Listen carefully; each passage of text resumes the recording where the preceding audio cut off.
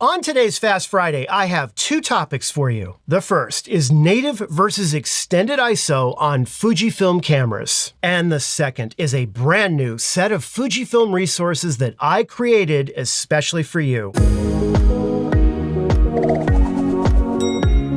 Hi everyone and welcome to Pal to Tech. So today, really quickly, I would like to revisit native versus extended ISO on Fujifilm cameras. This still confuses a lot of people, so let's fix that. On the X-T5, for example, your camera's ISO settings are controlled by this top dial right here. Fujifilm calls this the dial that adjusts the camera's sensitivity to light. It's actually a bit more involved than that, and I've got videos that go through exactly what it is. I will leave a link to them in the description down below. For today, just know that ISO is part of the exposure triangle. And on your Fujifilm camera, you choose an ISO setting that's either a native ISO or an extended ISO. And generally, you'll find the native ISO settings on the top dial, written right on the dial right here. You see that? And you can find your extended ISO settings in your camera's menu. On the XS20, you can see these three right here on the low end. This is all the native ISO.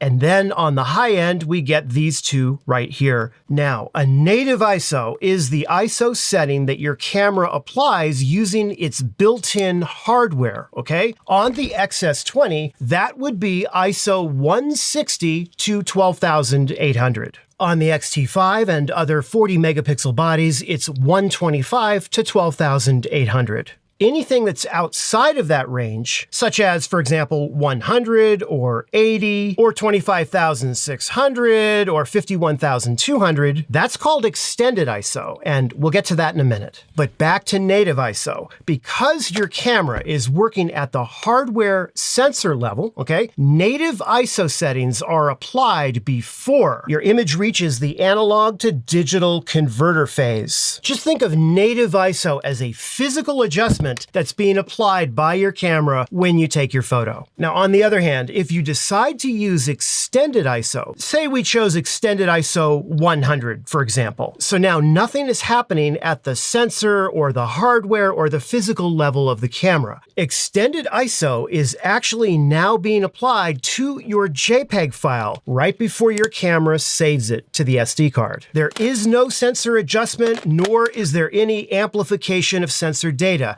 None of that is happening. Another way to think of extended versus native ISO would be something along the lines of using a lens like this, a zoom, okay? Let me show you. If I want to physically zoom, apply the zoom physically, I rotate the lens zoom ring and I am physically zooming in. It's a physical action that's done to cause the zoom to be applied. If I instead go into my camera menu settings, have a look at this, digital teleconverter. I can digitally do the same thing by zooming in. You see that? It's a setting that I've made in the menu. It's not real hardware. It's done using camera settings instead. That's the difference. So for details on extended ISO settings and why you would use them and what they do to your image, I already have dedicated videos on those topics. I will leave links to them in the description down below. Speaking of resources, this brings me very nicely along to something I created for you that I'd like to announce today. Now, as some of you know, I completely redesigned my website.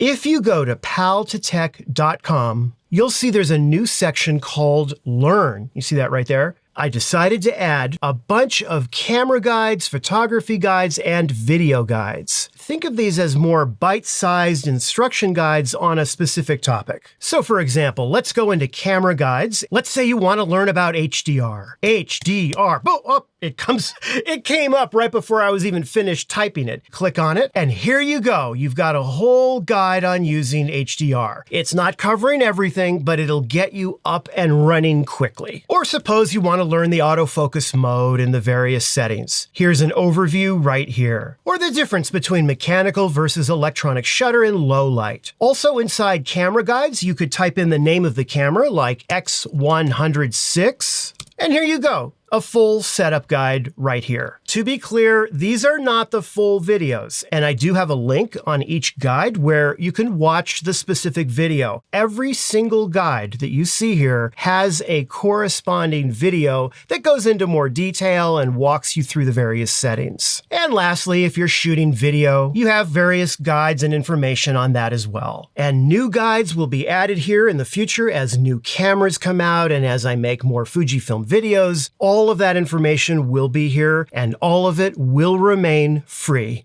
I hope you like it. If you do, and you do want to support the channel, head over to Backstage. You can see the link right here. And this is a way that you can support the channel and also come backstage with me and kind of see what goes on behind the scenes of this channel. So that's available to you as well. Thank you so much for watching, and I hope you found the video helpful, or at least entertaining. And if you did, be sure to give it the like and subscribe. I'm going to be signing off now, but have a wonderful weekend, and I'll see you in a new video next week. Take care.